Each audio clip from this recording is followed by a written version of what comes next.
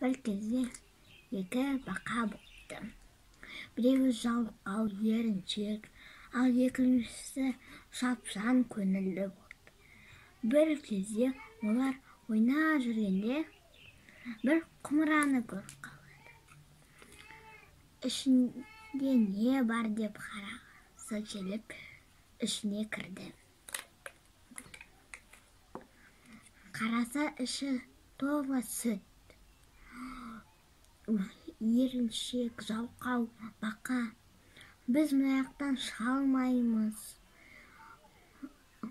деп батып кетті. Ал екінші шапшаң көңілді бақа: жоқ, мен жеңілмеймін деп жүзе берді. Бір кезде қараса, сүт қаймаққа айналып кетіпті. Ол құмырадан шығып